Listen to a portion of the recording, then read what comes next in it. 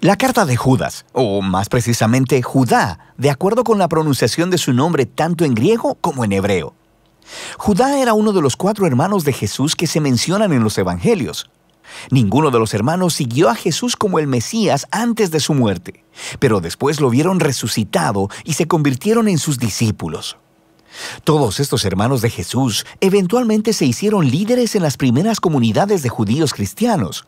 Judá era conocido como un maestro viajero y misionero, y esto nos provee el trasfondo para entender el propósito de esta carta. No sabemos a qué comunidad de iglesia en específico le escribió, pero lo más probable es que estuviera compuesta en su mayoría de judíos mesiánicos. Su estilo de escritura asume un profundo conocimiento de las escrituras hebreas del Antiguo Testamento, como también de otra literatura judía popular. Judas se ha enterado de una crisis que enfrenta esta iglesia, y esto nos ayuda a entender el diseño de la carta. Empieza con un cargo inicial, seguido por una larga advertencia y acusación contra los líderes corruptos que han influenciado a esta iglesia. Y luego, Judá cierra completando el encargo de lo que esta iglesia debe hacer. Judá comienza pidiendo a esta iglesia que luche por la verdadera fe cristiana. Él dice que su plan había sido escribir una obra más larga que explorara nuestra salvación compartida a través del Mesías. Pero ese proyecto, dice él, se retrasó cuando escuchó las noticias urgentes acerca de esta iglesia. Y así, él escribió esta profunda pero muy breve carta. Judá no empieza hablando de cómo ellos deben luchar por la fe. Más bien, él primero les explica el por qué. Es por los maestros corruptos que se han infiltrado en esta iglesia. Y él no ataca sus enseñanzas, sino su manera de vivir. Su transigencia moral es lo que te dice que tienen una mala teología. Primero que nada, ellos han distorsionado la gracia de Dios como una licencia para pecar. Ellos piensan que han sido perdonados y que ahora tienen el Espíritu de Dios, así que pueden hacer lo que quieran, especialmente en lo que se trata de dinero y sexo. Y entonces Judá dice que ellos están traicionando a Jesús al rechazar su autoridad y sus enseñanzas. Y Judá quiere que esta iglesia sepa que la aparición de estos maestros no es una sorpresa. Por ello, continúa con una advertencia más larga para que se mantengan alejados de ellos. El primero ofrece 2 grupos de 3 ejemplos del Antiguo Testamento. El primer trío es acerca de personas rebeldes, quienes en el pasado recibieron justicia divina. Los israelitas, que se rebelaron contra Dios en el desierto, obtuvieron lo que querían y murieron en medio de la nada. Él después habla de una historia acerca de ángeles que están aprisionados por su rebelión hasta que se enfrentan a la justicia de Dios. Él se está refiriendo a la interpretación de la historia en Génesis 6, ofrecida en la popular obra judía llamada Primera de Enoc, donde los hijos de Dios se interpretan como ángeles que se rebelaron contra Dios, tuvieron sexo con mujeres y fueron juzgados por ello. Judá enlaza esta historia a su tercer ejemplo sobre la ruina de Sodoma y Gomorra en Génesis, donde hombres violentos intentaron tener sexo con ángeles enviados por Dios en forma de humanos. Ambas historias son acerca de la rebelión contra el orden de Dios que llevó a la inmoralidad sexual, y es precisamente de esto que los falsos maestros son culpables. Después de esto, Judá ofrece un ejemplo adicional de un popular texto judío llamado el Testamento de Moisés. Al igual que Enoc, este no era parte de las escrituras del Antiguo Testamento, sino que era un recuento creativo de los últimos días y palabras de Moisés, basado en Deuteronomio. En la sección que Judá cita, Moisés ha muerto y hay un ángel bueno, Miguel, que está refutando las acusaciones del diablo contra Moisés, pero decide dejarle la decisión final a Dios. Ahora, estas historias podrían parecerte un poco extrañas, pero para las personas que fueron criadas con esta literatura, las advertencias de Judas tienen mucho sentido. El comportamiento de estos líderes corruptos tiene raíces antiguas. Rebelión contra la autoridad de Dios, inmoralidad sexual, rechazo a los mensajeros de Dios. Y esto se conecta con el segundo trío de ejemplos.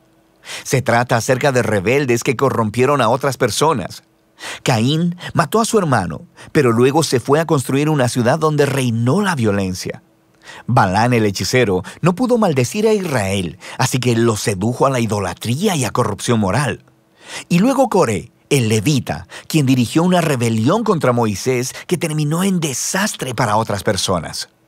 Judá concluye con un segundo trío, con una avalancha de imágenes del Antiguo Testamento para describir a los falsos maestros. Ellos son como los pastores egoístas de Ezequiel, o como las nubes sin agua de Proverbios, o como las furiosas olas de Isaías. Su ensimismamiento traiciona su reclamo de ser seguidores de Jesús y crean caos a donde quiera que van. Judá concluye su advertencia citando otras dos advertencias, una antigua y otra reciente. La primera viene otra vez del popular libro de Primera de Enoc, que decía contener las visiones del antiguo personaje de Enoc en el libro de Génesis.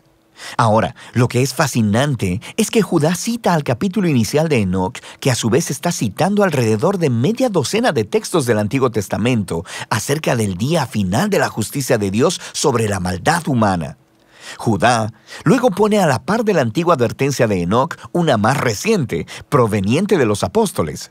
Pedro, Juan, Pablo, todos predijeron que falsos maestros se levantarían y distorsionarían las buenas nuevas acerca de Jesús. Y ellos mismos se estaban haciendo eco de la temprana advertencia de Jesús acerca de esto mismo. Así que esta iglesia ya no necesita convencimiento. Deben lidiar con estos falsos maestros. Por lo que Judá continúa hacia el encargo final. Él toma su línea inicial acerca de luchar por la fe y desarrolla cómo lograrlo mediante un genial grupo de metáforas.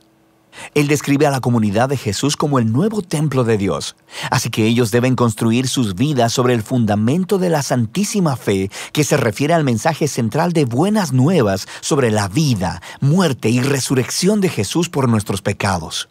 Sobre ese fundamento, la iglesia debe edificarse a sí misma, mediante la dedicación a la oración y consagrarse al amor de Dios a través de la obediencia. Y la integridad de este edificio se mantendrá al estar alertas al regreso de Jesús, cuando traerá su justicia y misericordia. Y al hacer esto, se ayudarán unos a otros en permanecer fieles a Jesús.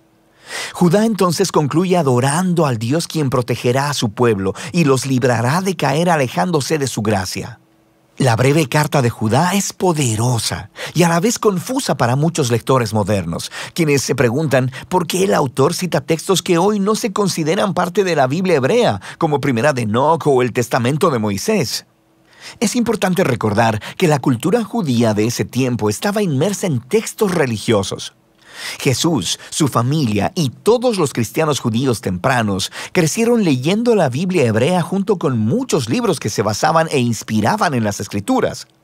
Y sabemos que había debates antiguos acerca de si estos libros debían ser considerados como escrituras o no. Pero a pesar de eso, siguen siendo importantes. Un libro no tiene que estar en la Biblia para decir un mensaje importante al pueblo de Dios, y así eran muchos textos judíos de ese periodo. Hoy se conocen como colecciones apócrifas, también conocidos como deuterocanónicos, junto con los pseudoepígrafos, y todos estos se preservaban y leían en las comunidades judías cristianas. Eran tratados con mucho respeto. Esto no significa que hubieran sido seleccionados como parte de la Biblia hebrea, pero sí son parte de la tradición bíblica. Y así Judá, que conocía a sus lectores, sabía que ellos valorarían las palabras de Primera de Enoc y las usó para comunicar su mensaje, que es este. La gracia de Dios a través de Jesús demanda una respuesta de toda la vida, no solo a sentir intelectualmente. Nota que Judá no critica ni se enfoca en la teología de los maestros, sino en su manera inmoral de vivir, la cual niega a Jesús. Así que Judá está aplicando aquí lo que Jesús les enseñó a sus discípulos. Si realmente me aman, obedecerán mis enseñanzas. Para los cristianos, la manera en que vives es el indicador más confiable de lo que realmente crees. Y de eso se trata la carta de Judas.